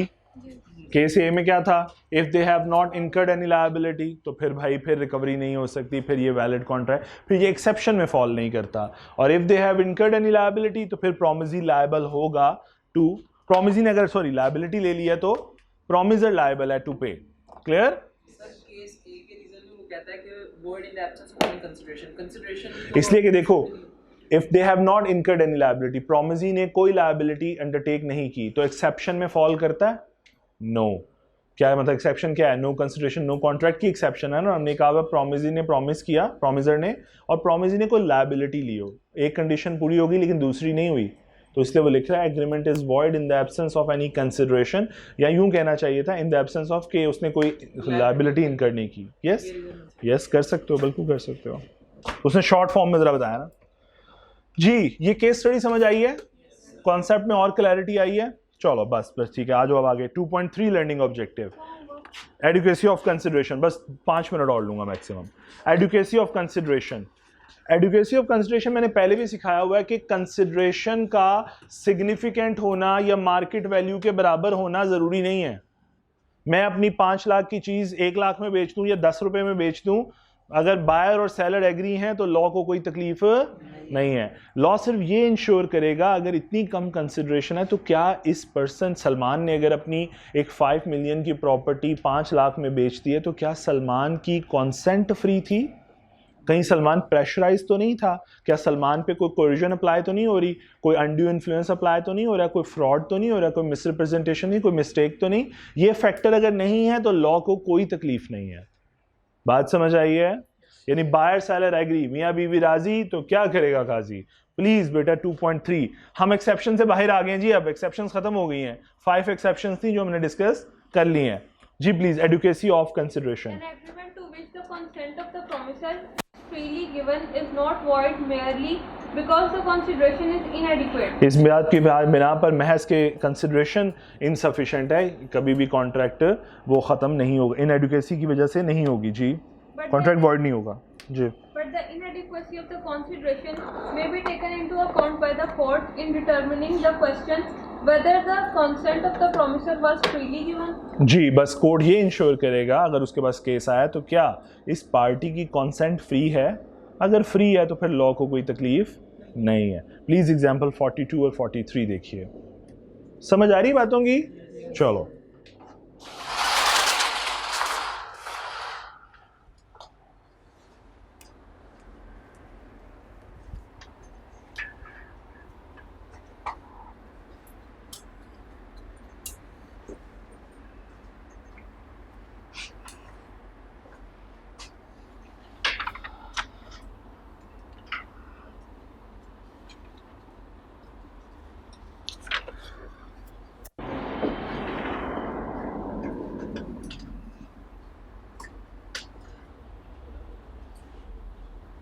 जी डन। 42 43 कोई ट्रांसलेशन इशू? नो। लें जी आगे, ये एलिमेंट भी हमने ख़त्म कर लिया। हमने पहले इनकैपेसिटी, अगर इस चैप्टर में देखो तो आपने पहले इनकैपेसिटी डिस्कस की कि एक पर्सन कब कॉम्पिटेंट टू कॉन्ट्रैक्ट होगा। दूसरा एलिमेंट आपने कंसिडरेशन डिस्कस किया, उसकी एक्सेप्शन डिस्कस की, और थर्ड एलिमेंट आ गया अब ऑब्जेक्ट के ऊपर कि क्या आपका ऑब्जेक्ट लॉफुल है। मैंने ये बताया था कि कंसिडरेशन और ऑब्जेक्ट के अंदर डिफरेंशिएट करना पॉसिबल शायद नहीं है, क्योंकि एक चीज़ एलिमेंट शायद मैं फॉर एग्जांपल मैं अगर यूँ कहूँ कि ये तो 5000 लिखा हुआ है सिर्फ मॉनेटरी वैल्यू से, कोई एक प्रॉपर्टी हो और प्रॉपर्टी का कॉन्ट्रैक्ट हो रहा हो, तो मैंने पहले भी जिस तरह समझाया था, या ये व्हीकल हो, सपोज व्हीकल 50,000 में सेल हो रही है, तो कहने को मिस्टर सलमान के लिए कंसिडरेशन क्या है? व्हीकल, लेकिन इस कॉन्ट्रैक्ट का ऑब्जेक्ट क्या है? वो भी तो व्हीकल ही है। सो समटाइम्स ये डिफरेंशिएट करना कि ये कंसिडरेशन है, ये ऑब्जेक्ट, ये डिफिकल्ट रहेगा। ये दोनों ही चीज़ें एक, टू और one are the same, two things are the same actually. बात समझ आ रही है? अच्छा, तो लॉ कहता है कि ऑब्जेक्ट, जैसे हमने कहा कंसिडरेशन लॉफुल होनी चाहिए, तो हम ये भी कह रहे हैं कि ऑब्जेक्ट भी लॉफुल होना चाहिए। लॉफुल ऑब्जेक्ट से मुराद क्या है? उसने आगे कंडीशन दे दी कि ये जो कैटेगरीज हैं ये लॉफुल ऑब्जेक्ट को डैमेज कर सकती हैं। जी प्लीज़ बेटे पढ़े। Every agreement of which the object or consideration is unlawful is void. जी, अगर ऑब्जेक्ट या कंसिडरेशन अनलॉफुल हुई तो कॉन्ट्रैक्ट क्या हो जाएगा?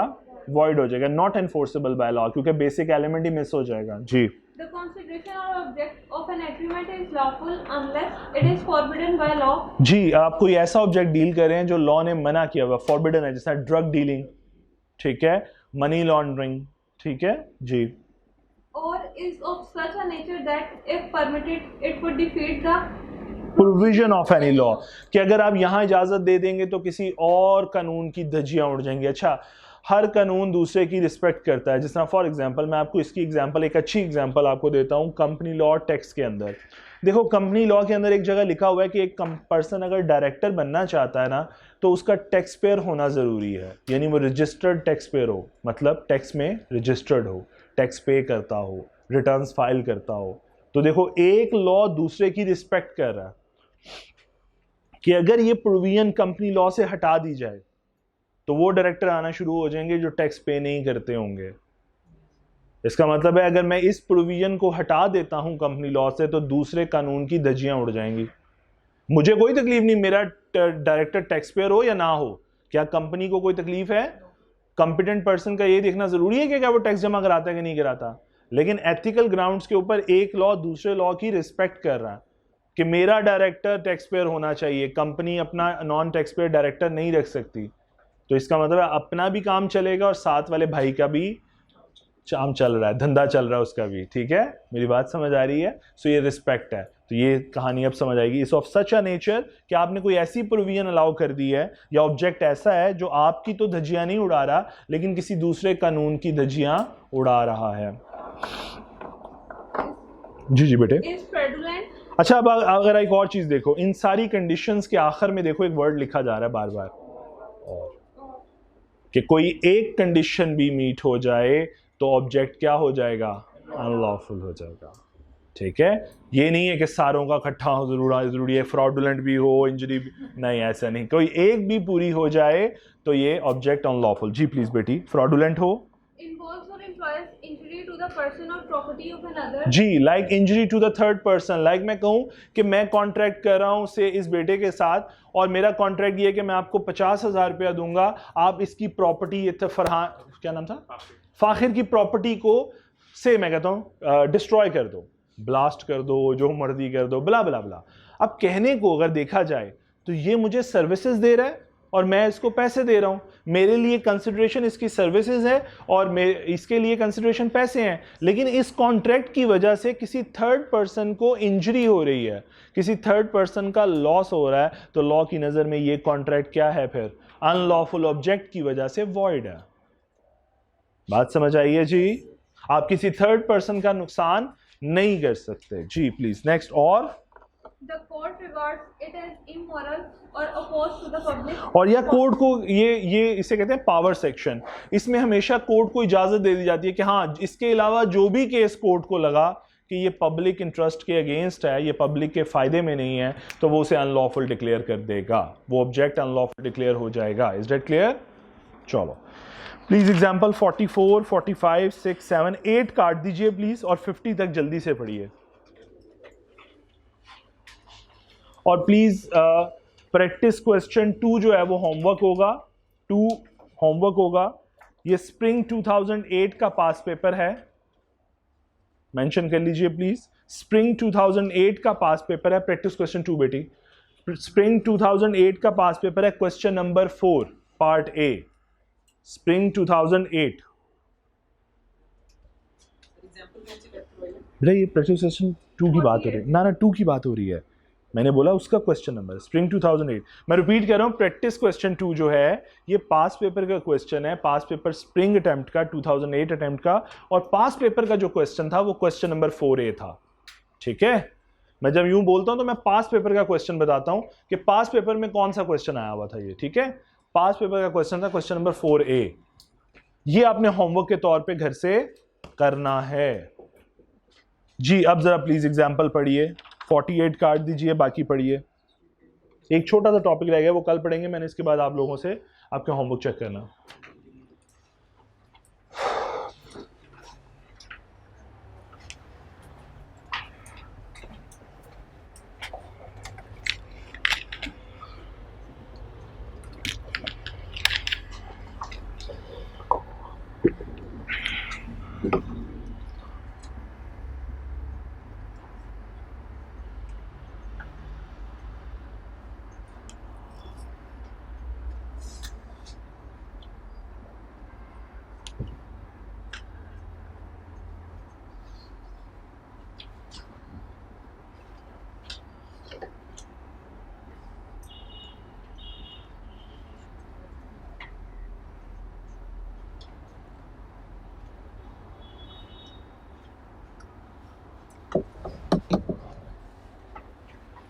जी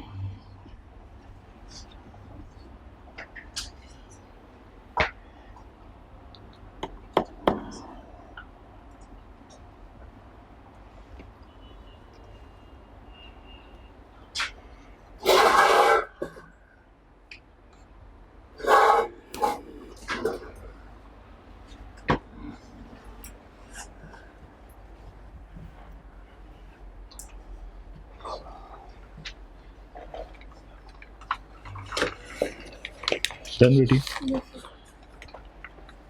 डन 50 तक। अगर 50 तक डन, चले पढ़े, जल्दी करें यार। जिन्होंने कर लिया वो अपना नोटबुक निकाल लें ताकि चेक करवा सकें। नहीं चलो चलो।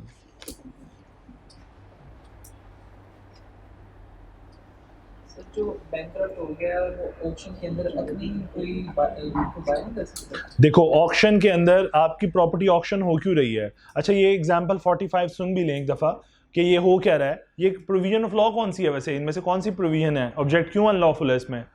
पता ही नहीं चला। डिफॉल्टर जो है उसने परचेज, डिफॉल्टर परचेज कर रहा है। अच्छा अच्छा, मैं बता देता हूँ छोटा सा। देखो सेल ऑफ गुड एक्ट जो है ना वो आपके सिलेबस का हिस्सा नहीं है, पहले किसी ज़माने में आपके सिलेबस का हिस्सा होता था। सेल ऑफ गुड्स एक्ट के अंदर 1930 के अंदर आपके ऑक्शन सेल कवर्ड होती है, और उसका प्रिंसिपल ये कहता है कि एक पर्सन जो डिफ़ॉल्टर है उसी की प्रॉपर्टी बेच रहे हैं, अगर उसके पास पैसे हैं अपनी प्रॉपर्टी खरीदने के तो फिर पैसे दे के अपनी प्रॉपर्टी वापस ले ले। ये कौन सा तरीका है, खुद ही ऑक्शन में खड़ा हो गया ऑक्शन लगा रहा है। यानी डिफॉल्टर को अलाउ नहीं करता कि वो बिडर बने। कौन सा act? Sale of goods act 1930। अगर आप इस कॉन्ट्रैक्ट के अंदर उसको अलाउ कर दोगे तो it would defeat the provision of any other law. तो ये समझाने की कोशिश की है उसने एग्जाम्पल 45 के अंदर। क्या आप सेल ऑफ गुड एक्ट 1930 की धज्जियां उड़ा देंगे अगर आपने इसको अलाउ कर दिया कि ये दोबारा से आपके साथ कॉन्ट्रैक्ट कर ले, क्योंकि कॉन्ट्रैक्ट एक्ट में मना नहीं है इस तरह की कोई चीज़, हाँ सेल ऑफ गुड एक्ट में मना।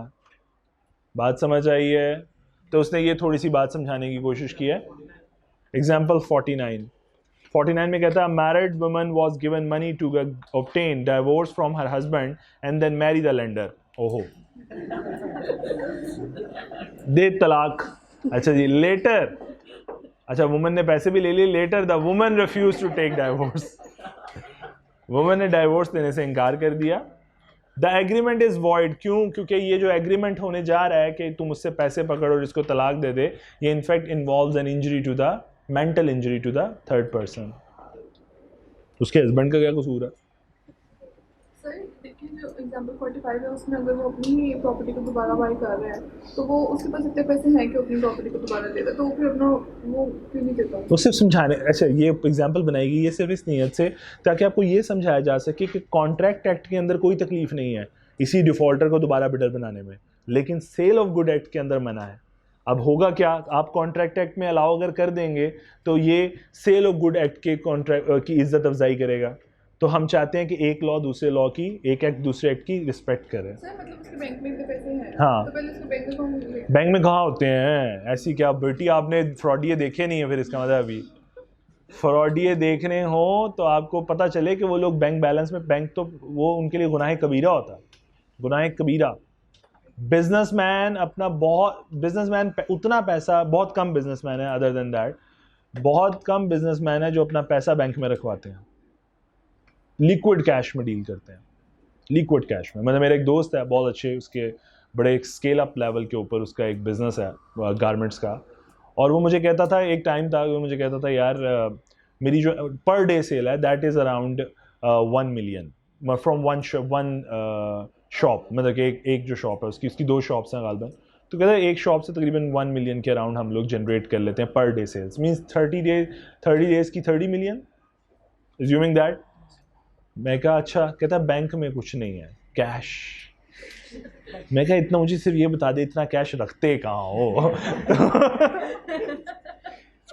तो वो एक्चुअली मैं उसकी रीज़न बता देता हूँ। आज़म मार्केट जितनी बड़ी, जितना होलसेल मार्केट है वो भी कैश में डील करती है, तो ये होलसेलर रिटेलर ये सारे मिले जुले हैं, ये कैश के अलावा डील ही नहीं करते। इसलिए वो ये एक शबर जैदी साहब एक वर्ड कहते होते हैं जो कि लोगों को समझ नहीं आता, और वो कहते हैं अक्सर, उन्होंने एक वर्ड, शबर जैदी का आइडिया है आप लोगों को? yes, उनका एक कमेंट था कि पाकिस्तान की डॉक्यूमेंटेड इकोनॉमी वीक है, अनडॉक्यूमेंटेड इकोनॉमी वीक नहीं है, वो बहुत स्ट्रांग है, कभी आओ मैं तुम्हें बताऊं। उसका रीज़न ही यही था, हमारे लोगों की डॉक्यूमेंटेड, हमारी पाकिस्तान की इकोनॉमी जो ख़राब हुई पड़ी है ना, ये डॉक्यूमेंटेड है। आप देखो इकोनॉमी का क्या हाल है, और आपको लगता नहीं लोगों के पास बाइंग पावर अभी भी बड़ी स्ट्रांग है? कैसे? इसका मतलब अनडॉक्यूमेंटेड इकोनॉमी बहुत स्ट्रांग है। ब्लैक में नहीं है ब्लैक में नहीं है, हलाल पैसा है, लेकिन मसला ये है कि वो टैक्स से बचाने के लिए, टैक्स एवेजन के लिए वो लोग, हाँ आप ये देखना, इसका मतलब ये बेटी अपनी लाइफ में टैक्स तो नहीं देने वाली। एक्चुअली होता क्या है कि ये लोग कैश में डील करते रहते हैं। अच्छा कुछ बिजनेस रिक्वायरमेंट्स भी होती हैं वो, लेकिन उसमें फिर पैसा भी बचता है, लेकिन जिसने टैक्स देना हो वो देता है। जैसा फॉर एग्जांपल मैं अगर कहूँ, जिस तरह मैं लास्ट कंपनी में जो था, एग्रीकल्चर की कंपनी थी, उसमें कस्टमर कभी चेक देता, किसान कहाँ चेक देता है यार? फार्मर कहाँ चेक देता है आपकी चीज़ खरीदता है? फार्मर बहुत तगड़ा है, कुछ फार्मर्स बहुत तगड़े हैं, लेकिन वो आपको कैश देते हैं, वो चेक नहीं देते आपको। तो आपका बिजनेस नेचर ही ऐसा है कि जिसमें आपको कभी पैसे, देखो लॉ में लिखा हुआ है पैसे आने चाहिए बैंकिंग के चैनल में। ओ भाई मेरा कस्टमर ही नहीं देता, मैंने बिजनेस नहीं करना क्या? मैं जो एक किसान को कहूँगा जनाब आइंदे से चेक लेके आइएगा, वो आएगा ही नहीं मेरे पास, मैं उसके लिए मुश्किल क्रिएट करूँगा, वो मेरे साथ बिजनेस ही नहीं करेगा। सो ये भी एक कुछ रीजंस ऐसी भी हैं। अब रिटेल आउटलेट पे आप चले जाएं और आप आप परचेजिंग करें सपोज, और आप निकाल के चेक बुक चेक काटना शुरू कर दें, आपको देंगे वो चीज़ें? आप वो कहेंगे पता नहीं इसका चेक बाउंस ही ना हो जाए कहीं, ऐसा ही होगा ना, क्रेडिबिलिटी इश्यूज भी हैं। तो रिटेल आउटलेट तो कभी बैंकिंग चैनल में काम करेगा ही नहीं, वो तो करता ही कैश पे है। आप बेशक सफायर चले जाओ, निशाद चले जाओ, ये लोग कैश लेंगे आपसे या क्रेडिट कार्ड मैक्सिमम। तो ये लोग अपना बिजनेस उतना दिखाते हैं जितना या तो क्रेडिट कार्ड में शो हो जाए या फिर बैंकिंग चैनल में शो हो जाए, बस रिटर्न में जितना दिखाना है। कैश कहाँ जाता है?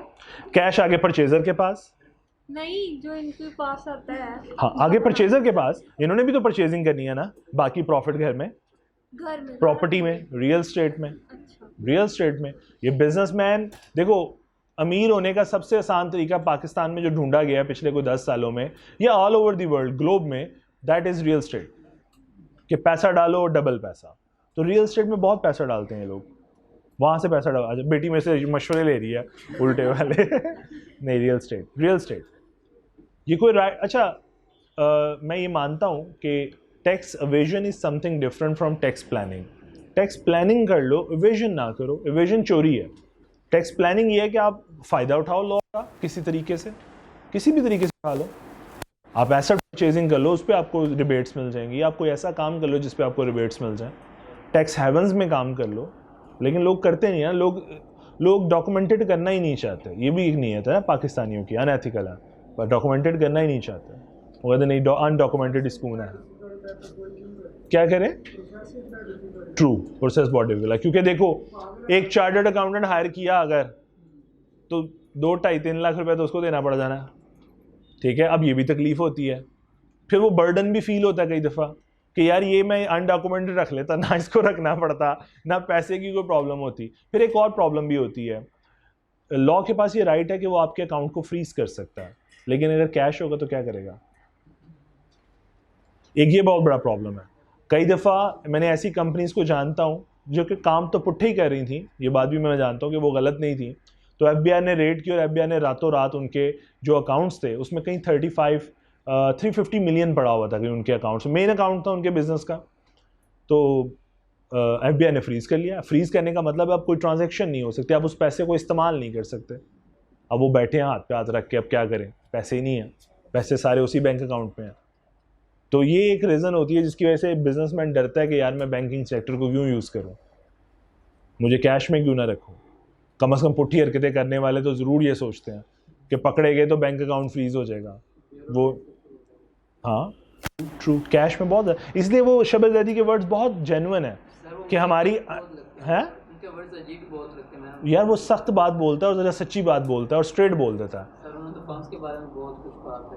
अच्छा, खुद उससे पूछे वो क्या कर रहा है, खुद उनकी अगर अभी रिटर्न देखने की कोशिश की है, रिटर्न देखनी 5 मिलियन पता नहीं कितने मिलियन, 50 मिलियन शायद या 5 मिलियन उन्होंने खाली टैक्स पे किया लास्ट ईयर जब वो लास्ट टाइम फॉर्म में थे।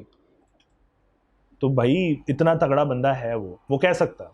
लेकिन अगर उन्होंने उनकी, मैं ये देखूं कि आज जो वो हैं वो किस वजह से हैं, उनकी सारी जो बिजनेस है, जो सारा उनका टेन्योर गुजरा, उनकी पूरी लाइफ वो कहाँ गुजरी है, कहाँ पे, कौन सी फर्म, AF फर्ग्यूसन का द मोस्ट सीनियर पार्टनर था, द मोस्ट सीनियर, यानी पाकिस्तान का फेस शबर ज़ैदी था in case of AF Ferguson. यानी अगर किसी भी फॉरेन कंट्री से किसी ने बात करनी है, कोई एडवाइस लेनी है, तो ही और she will call to Shabbar Zaidi, क्योंकि पाकिस्तान का फेस वो था। मैं उनके जो अब इस वक्त अगर हैं आसिम जुल्फ़कार साहब को, आप पता नहीं जानते हो कि नहीं जानते, आसिम जुल्फ़कार साहब he is now the most senior partner in AF Ferguson. तो मुझे शर्फ रहा कि मैं उनसे टैक्स पढ़ा हुआ हूँ, ठीक है, या आसिम जुल्फ़कार साहब से। अच्छा, उनसे टैक्स पढ़ना हर बंदे के बस की बात नहीं होती थी, क्योंकि रीज़न है उनकी क्लास में 6 बच्चे बैठते थे, उनमें से एक मैं भी होता था, ठीक है। तो 6 बच्चों के साथ आप बैठ के टैक्स पढ़ रहे हो, वो भी फाइनल का, तो आपको अंदर से फील आती है इन्हें पास नहीं कराना।